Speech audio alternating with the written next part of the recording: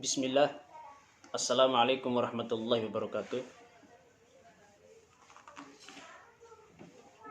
Innal hamdalillah nahmaduhu wa nasta'inuhu wa nastaghfiruh wa na'udzu billahi min shururi anfusina wa min sayyiati a'malina. May yahdihillahu fala mudhillalah wa man yudlil fala hadiyalah. Asyhadu an la ilaha illallah wa asyhadu anna Muhammadan abduhu wa rasuluhu. Qala Allah Ta'ala fi kitabihil karim, inna ad-dina indallahil Islam, amma ba'd. Alhamdulillahilladzi bi ni'matihi tatimmus shalihat. Anak-anakku sekalian, semoga sehat selalu dan dimudahkan oleh Allah Subhanahu wa taala untuk memahami mata pelajaran. Kali ini kita akan membahas materi tauhid pada pelajaran al-aqidatu wal akhlaq. Ya, materi tauhid ini ya pelajaran pertama halaman 1. Ya, silakan dibuka kitab akidah akhlaknya pelajaran 1 tauhid halaman 1. Ya, Ustadz membacakan, kemudian nanti saya jelaskan. Dalam kehidupan sehari-hari kita akan menjumpai beraneka ragam agama dan kepercayaan. Tiap-tiap agama dan kepercayaan itu mengajarkan kepada manusia tentang berbagai macam hal. Namun demikian, hanya Islam yang merupakan agama yang benar dan diridhoi di sisi Allah Subhanahu wa taala. Allah berfirman, inna dina indallahil Islam. Ya, ini sudah ma'ruf di kalangan kita bahwa kita mendapati banyak sekali agama di muka bumi ini.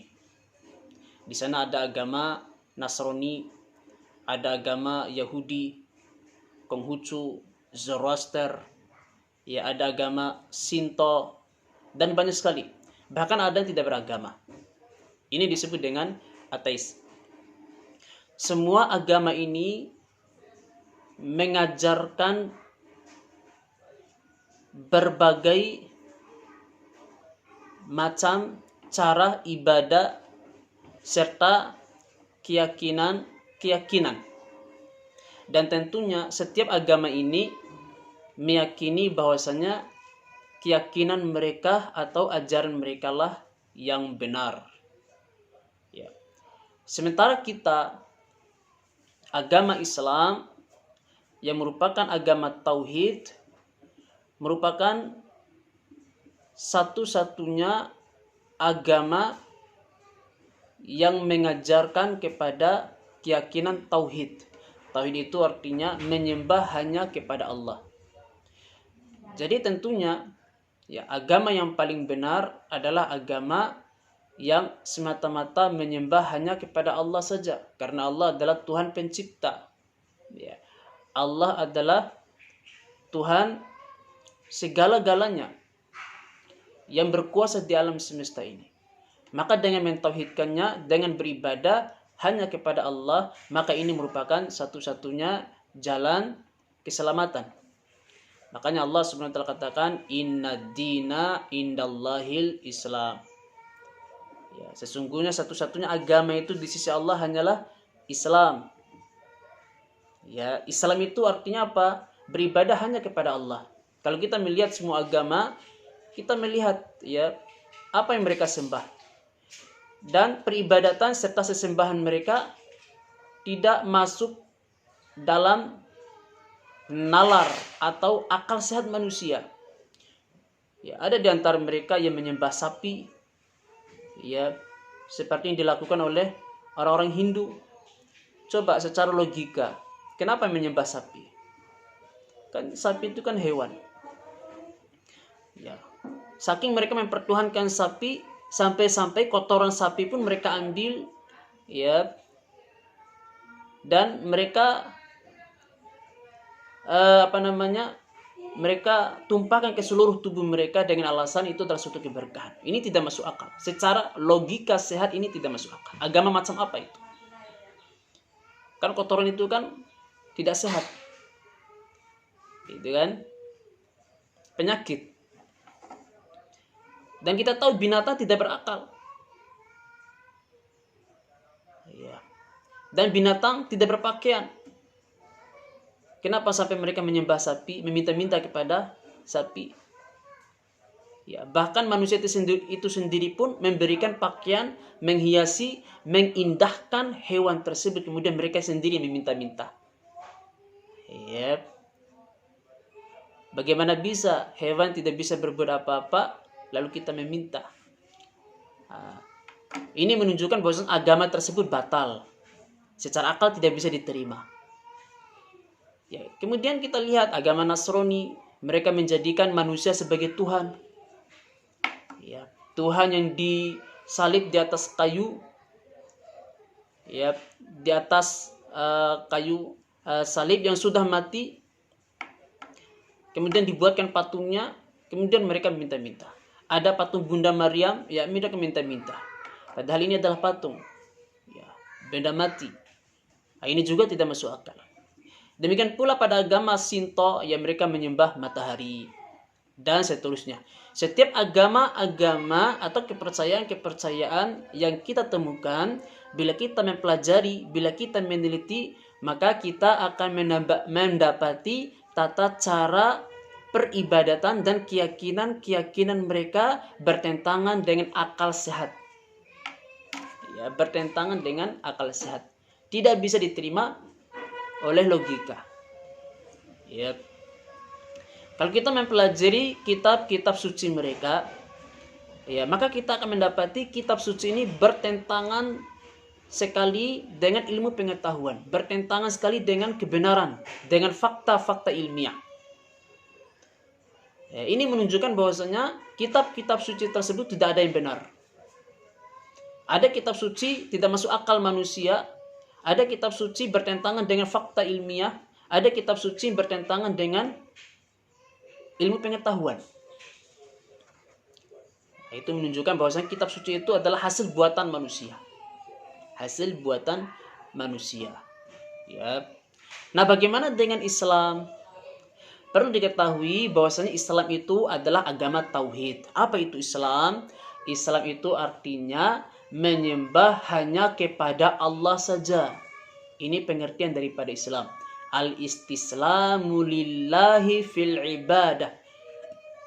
Pasrah kepada Allah serta menyembah hanya kepadanya. Ini definisi daripada Islam. Seseorang yang menyembah hanya kepada Allah, inilah yang disebut dengan tauhid. Tauhid itu artinya menyembah hanya kepada Allah. Jadi Islam itu adalah tauhid, menyembah hanya kepada Allah. Ya. Agama Islam agama yang masuk akal tidak?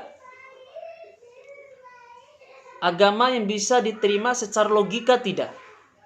Jawabannya iya. Agama Islam adalah agama yang logis. Iya. Nah, apa alasannya? Alasan yang pertama, bahwasanya kitab suci Al-Quran ini tidak ada yang bertentangan dengan fakta ilmiah. Kitab suci Al-Quran ini sesuai dengan kebenaran. Semua ilmu pengetahuan yang ditemukan oleh para ilmuwan semuanya ada di dalam Al-Quran. Nah, ini adalah bukti pertama bahwasanya Al-Quran yang benar ini menunjukkan bersumber dari Allah Subhanahu wa taala. Menunjukkan Al-Quran ini adalah bersumber dari Allah Subhanahu wa taala dan menunjukkan sumber daripada Al-Quran ini adalah suatu kebenaran. Yep. Dan Ustaz tidak ingin membahas panjang lebar tentang fakta-fakta ilmiah atau ilmu pengetahuan yang terkandung di dalam Al-Quran. Ya, karena ini bukan materi pembahasan kita. Yep.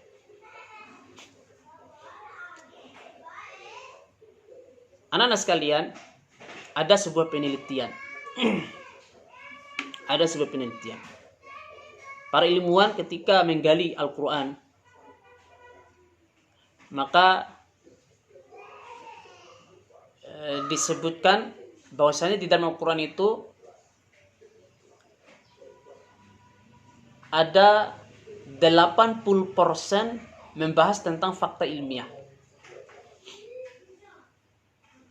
80% terkandung di dalam Al-Quran itu membahas tentang realitas kehidupan.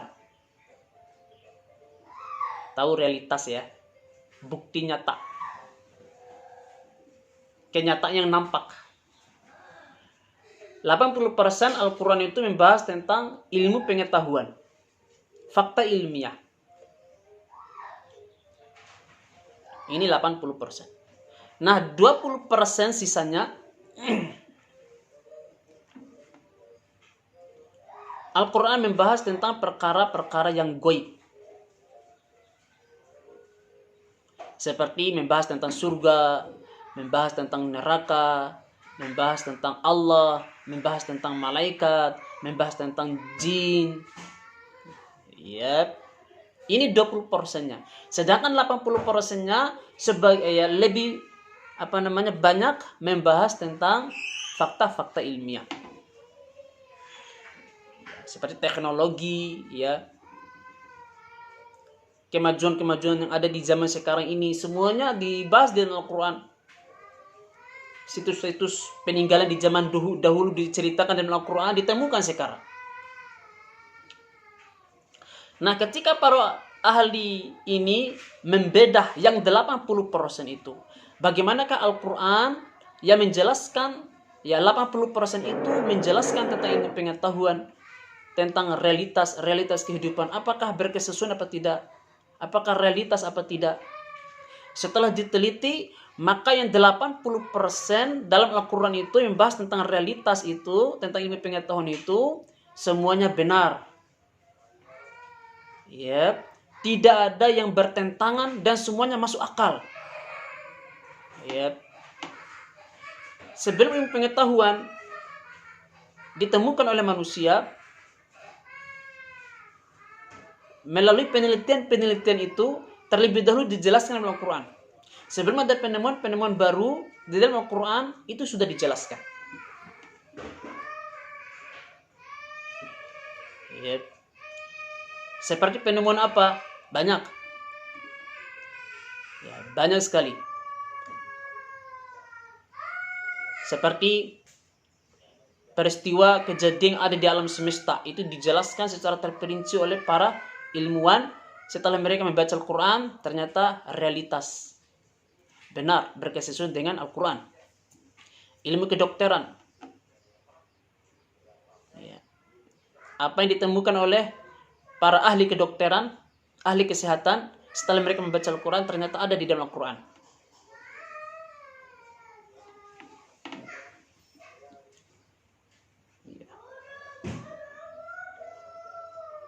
Intinya yang 80% yang membahas tentang realitas yang ada, demikian juga yang membahas tentang ilmu pengetahuan dan teknologi, yang 80% itu semuanya benar. Ustaz kasih contoh.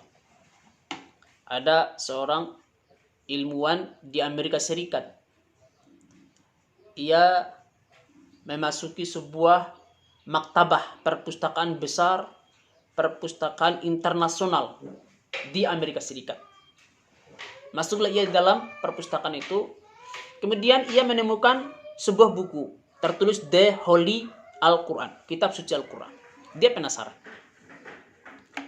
Lalu ia membaca buku tersebut. Awal pertama kali dia baca, dia dikagetkan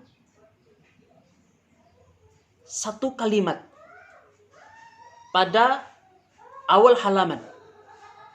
Kalimat itu berkata, "Dzalikal kitabul la raiba fihi." Ini adalah buku yang tidak ada keraguan di dalamnya. Wah, ilmuwan ini makin penasaran. Kok ada ya sebuah buku yang langsung menjudge dirinya itu benar tanpa ada keraguan. Buku apa ini? Mengklaim dirinya paling benar. Tidak ada keraguan sedikit pun.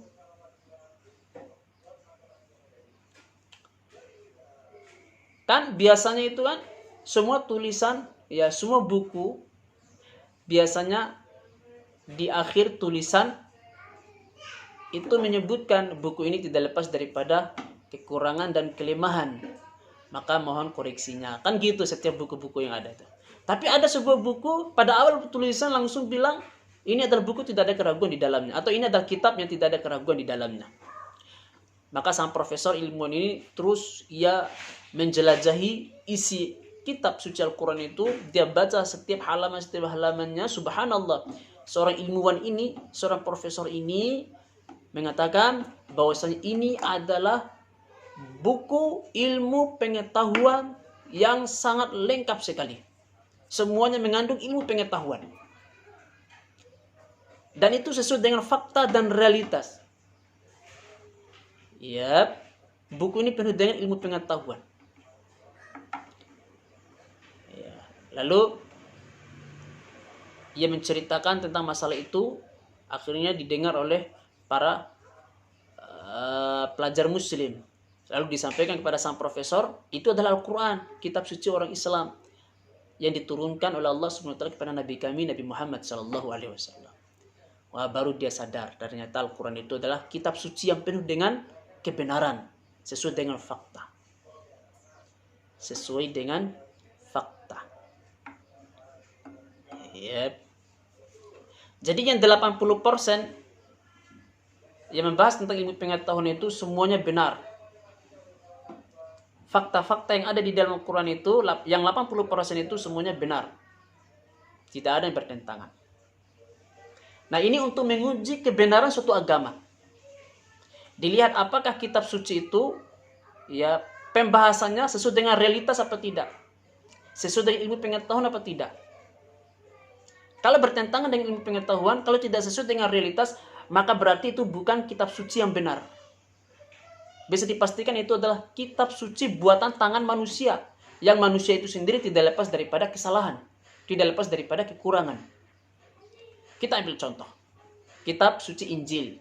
Di dalam kitab suci Injil mengatakan bahwasanya bulan itu punya cahaya sendiri. Lah, dalam ilmu pengetahuan itu kan bulan dari pantulan matahari. Dari pantulan matahari. Ya. Dan dalam Al-Quran juga menjelaskan bahwasanya Allah menciptakan bulan, ya, kemudian cahaya pantulan dari matahari. Itu dijelaskan dalam Al-Quran. Kemudian dalam kitab Injil juga mengatakan bahwasanya langit itu ada tiangnya. Ya. Apakah itu benar? Kalau kita lihat dengan kasat mata kita, kita tidak mendapati langit itu punya tiang. Berarti yang dikatakan di dalam kitab Injil itu tidak benar. Ya. Dan di dalam Al-Quran mengatakan, kami telah menciptakan langit itu tanpa tiang, sebagaimana kalian melihatnya. Ya, sebagaimana kalian dapat melihatnya bahwasanya langit itu tanpa tiang. Ya. Maka di sini dapat kita ketahui bahwasanya kitab suci tadi yang bertentangan dengan ilmu pengetahuan tidaklah benar. Hasil rekayasa, hasil buatan manusia.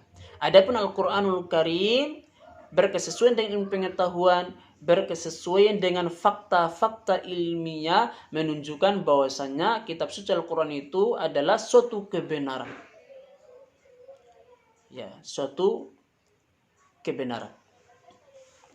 Nah, ini yang 80%. Yang 80% itu semuanya benar, tidak ada yang bertentangan.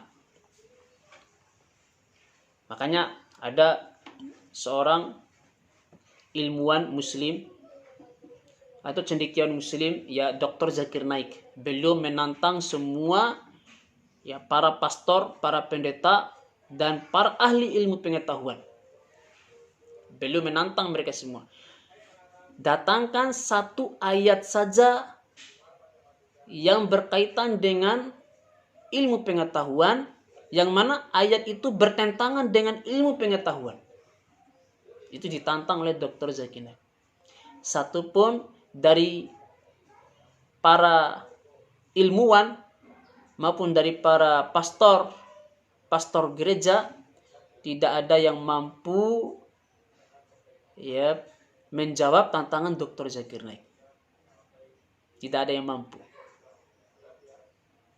Tidak ada ahli pengetahuan yang mampu membongkar ada satu ayat di dalam Al-Quran yang bertentangan dengan ilmu pengetahuan. Tidak ada. Ini menunjukkan semua yang ada di dalam Al-Quran yang berkaitan dengan ilmu pengetahuan, yang berkaitan dengan realitas kehidupan itu semuanya benar. Ini menunjukkan kitab suci Al-Quran adalah kitab yang benar, dan menunjukkan Al-Quran itu datang dari sisi Allah Subhanahu wa Ta'ala, yang tidak mungkin Allah itu salah. Yang tidak mungkin Allah itu salah. Maka di sini dapat kita melihat, dapat kita mengukur suatu kebenaran. Dilihat isi kitabnya. Kalau semua isi kitabnya benar, berarti itu adalah agama yang benar. Keyakinannya, cara ibadahnya yang masuk akal, berarti itu agama yang benar. Sesuai dengan fitrah manusia.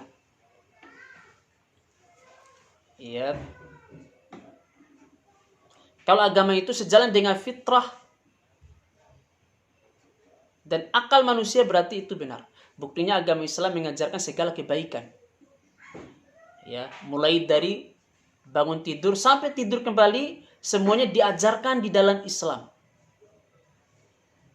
Gaya hidup yang sehat, gaya hidup yang benar, sesuai dengan akal dan nurani manusia serta fitrah manusia. Islam mengajarkan kasih sayang. Islam mengajarkan kesabaran dan berlapang dada. Islam mengajarkan hubungan sosial dengan adanya sedekah dan zakat dan lain sebagainya. Islam mengajarkan toleransi. Dan subhanallah, agama Islam luar biasa. Dan itu tidak diajarkan kepada agama-agama yang lain. Itu tidak diajarkan kepada agama-agama yang lain. Ini menunjukkan Islam agama yang masuk akal dan diterima oleh fitrah.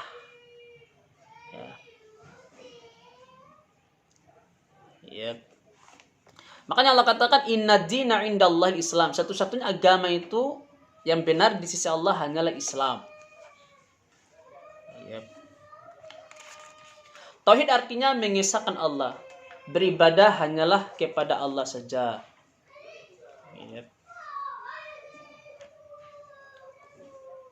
Dari pengertian tersebut dapat disimpulkan bahwa tauhid meliputi 3 bagian yang tidak dapat dipisah-pisahkan. Ada 3 bagian tauhid yang tidak bisa dipisah-pisahkan. Satu kesatuan yang utuh.